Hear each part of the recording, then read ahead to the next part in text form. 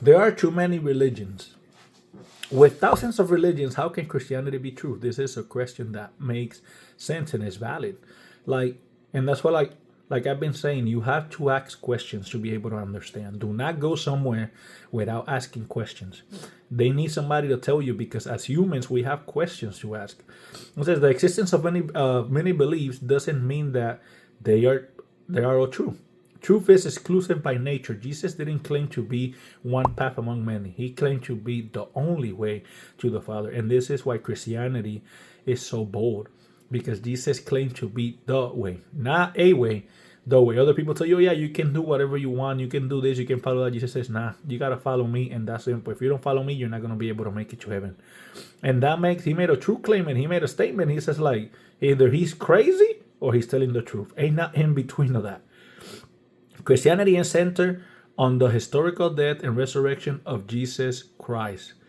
He claimed to be the only way. And it's centered on the historical. Historical means that there's history that tells you about Jesus, which tells us that evidence is overwhelming that he walked the earth. So when you look outside of the Bible, they got sources that name Jesus. So what else you want? You want God to appear to you and hold your hand and take you to church? That's not how it works. It's by faith. And faith doesn't mean it's blind. Like you go do your research, you go check history, and you're going to understand.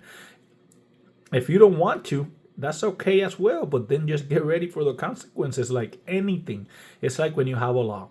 The law says you got to be a law-abiding citizen. If you do not follow the law, there's consequences. God created the world, gave us law and ordained. He gave us the freedom to accept them or deny them. If you do not want to take the way out that God provided, that's on you. John 14:6, Jesus said to him, I am the way, the truth, and the life. No one comes to the Father except through me. Why would he say that?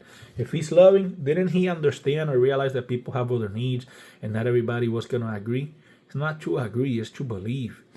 And oh, here we go again. He's saying to believe. All of them say the same thing. You can do whatever you want. Look at the evidence first. And you're going to understand just because somebody in the name of God does something, that doesn't mean that God allowed it. God has his law. But how do you know what God said? By reading the Bible. Oh, it was written by man. Anything that you read, it was written by man. Keep trying. Some people just do not want to accept it. And that's okay. If you don't want to accept it, move forward. Why do you have to hate on people or do stuff like that? It's been happening since the beginning of time. So nothing is going to change. Acts 4:12, and there is salvation in no one else, for there is no other name under heaven given among men by which we must be saved, but the name of Jesus Christ. He's the only way.